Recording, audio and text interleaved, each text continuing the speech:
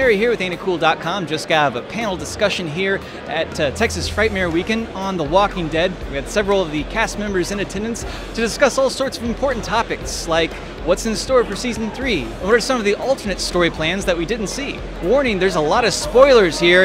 If you haven't seen Season 1 or 2, you might want to shut off the video right now.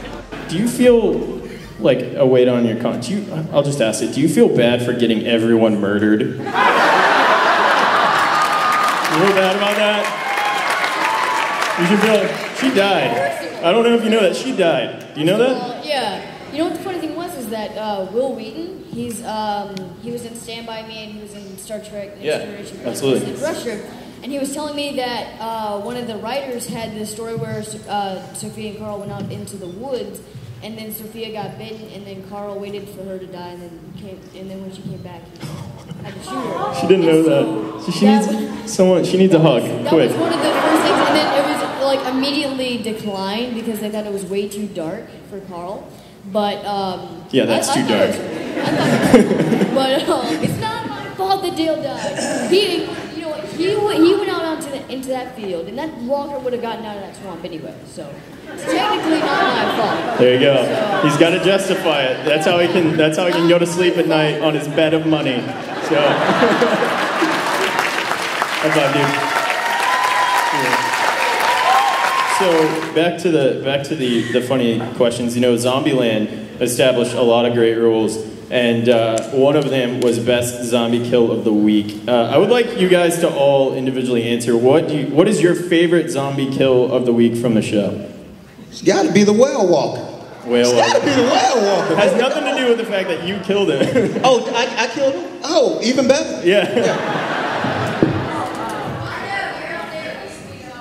Yeah. Oh yeah. Michael, what was your best zombie kill of the week? Appreciate it. My best zombie kill was with my brother here, when he's a zombie and you're walking through the crowd. Everybody doesn't know what the hell to do, and you just put one through his brain and walks on by. I like that one. Remember that? That was smooth. Yeah, that was sweet. That was a sweet kill. You got a bunch of sweet kills. Yeah, I got some good ones. I think my favorite is the very first one, the half girl that Rick puts down. Yeah. It was like, because that just set the tone right Sure. there. My favorite was probably the double axe to the throat. That was a good one. Because digital effects, like first I was running out like some Indian Cherokee with both axes, and then I was like, let me do a double baseball thing. But the digital effects guys liked it, so they made the head fly off. So yeah. I got a little bonus on that one. But my favorite is the one Rick puts down. You got the extra point for that head. Yeah. You guys may not know this, but you actually auditioned for the role of Merle, and they liked your audition so much that they just created the role of Daryl for you. Is that true? Well, it's sort of. I read Merle's lines. I didn't know why I was reading Merle's lines. I guess Frank had an idea. But yeah, I mean, I got a call to go in and read those lines. I mean, first I was doing the pilot season thing in LA, which I don't know if you know what that is, but it's basically hell on earth. Like, every Ponce actor hits LA and tries to get on a TV show. But I did that, and I read all these pilots that were like lawyer pilots and cop pilots, and they were just, one was more boring than the next. And then this one popped down, and I was like, I'll do anything in this thing. And I read Merle's lines, and went back to my apartment in Chinatown and got a call that there's this new character. So I basically just did cartwheels down Chinatown, screaming off the top of my head. But yeah, it's sort of like that. What's in the mind of Frank Darabont, I don't think he's a genius, so I don't quite know what he was thinking. And Michael, we haven't seen too much of you other than a drug-induced fantasy this season, but I have a feeling you're coming back with a vengeance in season 3. Is that a one-armed vengeance, or one-handed vengeance? Is there any hints you can give us, or? I'll be back.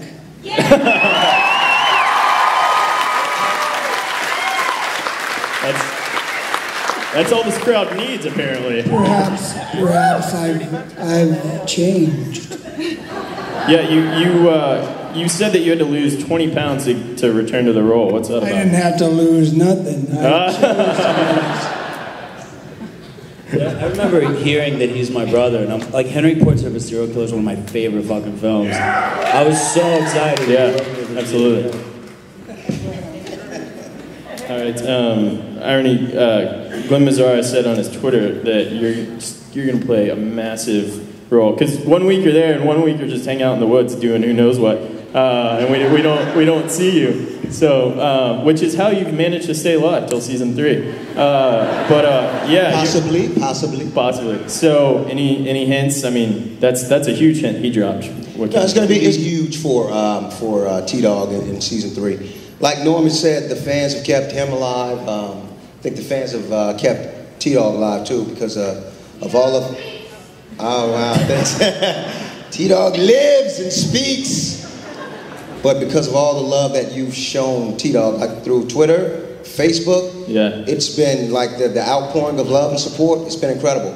Glenn told me that like every day he would get at least 10 comments or questions about T-Dog and why he's not speaking so much, why he's not singing, why he's... So people having these drinking games, talking about they'll take a drink every time T-Dog speaks. Yeah. So they end up going home sober. Yeah.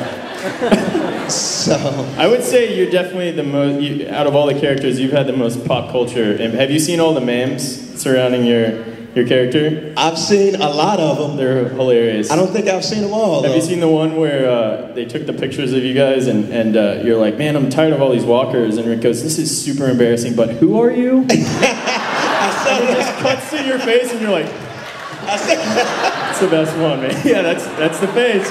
That's the face right there. All right. I actually have for both Dixon brothers, one for Mr. Reedus. The relationship between you and Carol has been developing over this time. You wanted to bring her close. You wanted to bring her close. You're putting her far away, and now you're bringing close again. I'm gonna hit that. Basically.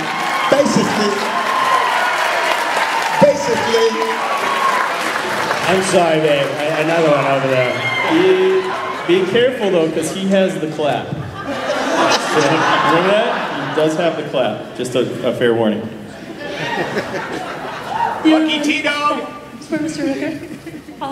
Now that Merle is pretty much, you've confirmed that he's coming back, season 3, is he going to be out on his own? We're going to be him on his own, or he's going to be with the governor? So. Is that your question? That is my question. So, is he going to be solo, or is he going to be having many, many larger friends? I'll elaborate on the solo aspect. Okay. No matter where Merle is, Merle's solo. He's solo right now. At least in terms of the number of hands he has, he's definitely solo. Go on up. What's your name? Hi, my name's Jenna. I have a 2-part question.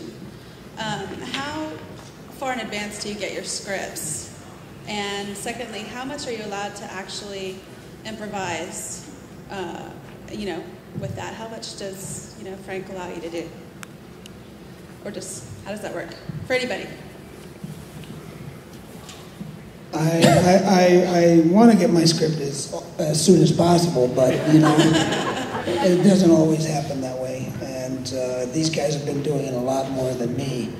But when I'm down there, we usually get it, maybe halfway through the week, something like that. And then there's a table read right before the end of the week, and then then you have your break the weekend off, and then you begin, or that kind of thing. Yeah. And it all depends, you gotta, like in our scene, in the scene where I'm his delusional brother, I think it was written for maybe a 5-foot climb, but they wanted a 30-foot climb or a 40-foot climb. So I had to milk the lines and pad the lines to make the 5-foot climb into a 40-foot climb. Correct? It was like he was just riffing, and I'm hanging on this fucking thing, and I'm like, dude, come on, like just say this thing so I can move on. But I was hanging there, I wouldn't give him his cue line. And at one point, I'm hanging there, and I could fall, but a scorpion walks right by my face, and I'm like, dude, say the line. He's just thinking it. He's not saying it, but he's into the scene, and he's climbing, and I'm watching him climb and roll around and climb. climbing like he's really climbing up 40 feet of sheer rock cliff and it's crumbling under his feet, and he's about to die and fall to his death, and he's down there. He's up there tap dancing, just having a blast. See, I'm off camera, but I see bugs crawling over his shoulder and stuff. What was the bug when I was laying there? Oh, dude, that bug bit the hell out of you. Yeah, it went behind my head. It's one of those big carpenter ants, but this carpenter ant was Texas-sized carpenter ant. It had migrated from Texas down to Atlanta, and this son of a gun must have been that big, at least a quarter-inch and half-inch long. And I saw it. I'm looking at him, and it was really a serious scene, right? Very quiet scene. And I'm watching him like melt away. He's dying, and the camera's on him. So I didn't want to say, "Hey, dude, there's a big bug coming behind you." So I just let it crawl, and it was behind his I felt it bite me. Yeah, I was like, oh yeah, I saw it, and then I saw your eyes twitching, and I thought, oh, it's biting me. Yeah, it bit me. Right? You did good. You did good. And I mean about the script thing too. I think this season we're gonna get the scripts like 5 minutes before we shoot them, because I think we had a leak last year or something, but they're really tight. So don't even ask us story questions because we don't know. Yeah, because you guys are really good about making it seem very fresh. That was not fresh. It is fresh. Yeah. Very, very fresh. My question is for Madison. When you came out of the barn and that kind of stumble walk, and I mean, honestly, I'm totally ashamed to admit this, I cried. It was just so touching, and I was really impressed. So what's next for you? Like, I want to see what you're going to do next. First of all, thank you so much for admitting that. I know it's hard to say I cried, especially for men and women. I cried. Okay, I cried.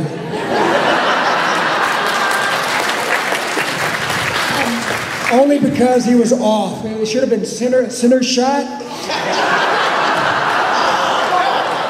Oh man!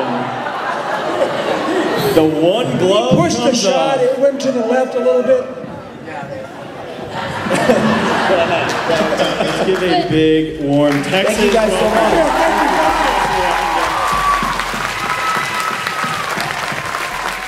Well, that's it for now from Texas Frightmare Weekend. For more news and reviews, keep checking back in with AintItCool.com. I'm John Airy.